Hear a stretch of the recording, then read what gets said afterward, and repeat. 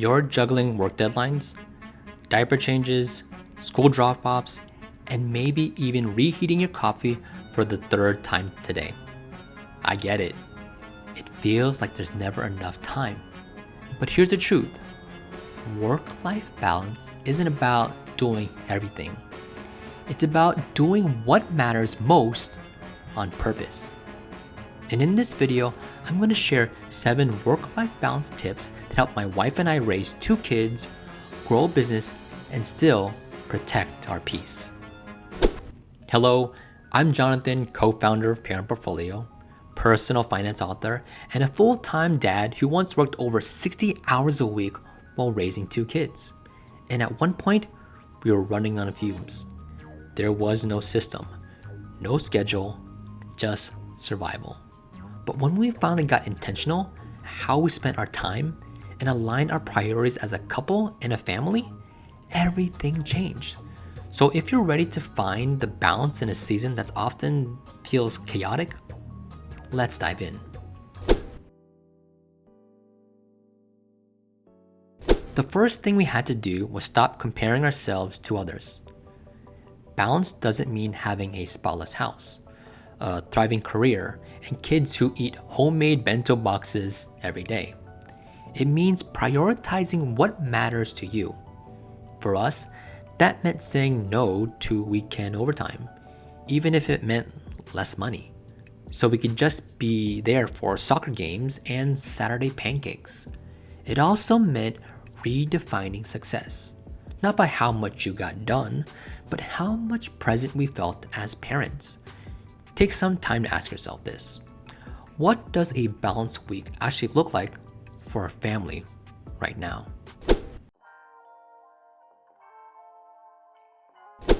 Boundaries were a game changer for us. When we both worked from home during the pandemic, our work hours bled into everything. Meals, bath time, even bedtime stories. So we had to draw a line. We set actual work hours. We made dinner a no phone zone, and Sundays became our family reset day. It wasn't always perfect, but those boundaries helped us show up better, both at work and at home. Start by protecting just 1 hour a day. Even 5:30 to 6:30 p.m. can be sacred if you both commit. If it's not on the calendar, it doesn't happen. We started using Google Calendar to sync everything, from work meetings to dentist appointments to date nights. We even colored it: blue for work, green for family, and yellow for fun. One of our favorite traditions became our monthly family fun night. Sometimes it's movie night, sometimes board games, sometimes ice cream runs in pajamas. But having it scheduled made it real. So if you don't already have a shared calendar, start with a simple whiteboard that you can put on your fridge. Small steps make big differences. So, newsflash, you don't have to do everything. We used to think that being good parents meant doing it all ourselves. Cooking, cleaning, errands, managing school schedules, but we were exhausted and cranky. So we started outsourcing things that we could temporarily, such as grocery delivery and meal kits. We also delegated to the kids. Even at age 4, our daughter learned how to put away her toys and help set the table. Was it perfect? Not at all. Was it helpful? Absolutely. Simplifying things isn't lazy, it's smart. If it helps you focus on what really matters, then that's the goal.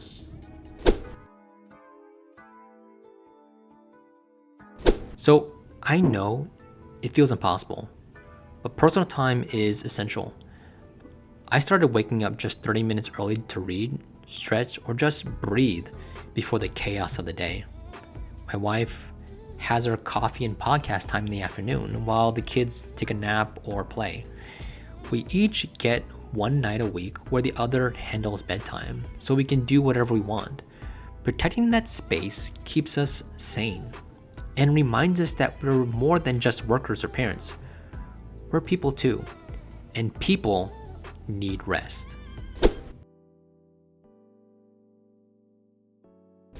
Work-life balance isn't a solo sport. You have to be on the same team. We started having weekly check-ins on Sundays, just 15 minutes to ask, how was your week? What felt heavy? What do you need help with next week? One time, my wife told me she felt like she was carrying the mental load for everything kid-related. That conversation helped us redistribute tasks, like me taking over daycare drop-offs and medical appointments. Those tiny adjustments made a huge difference. Talk early on, talk often, and listen well.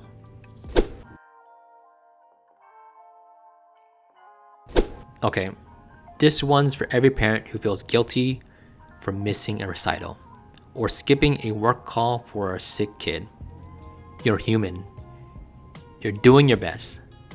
And that guilt is not helping.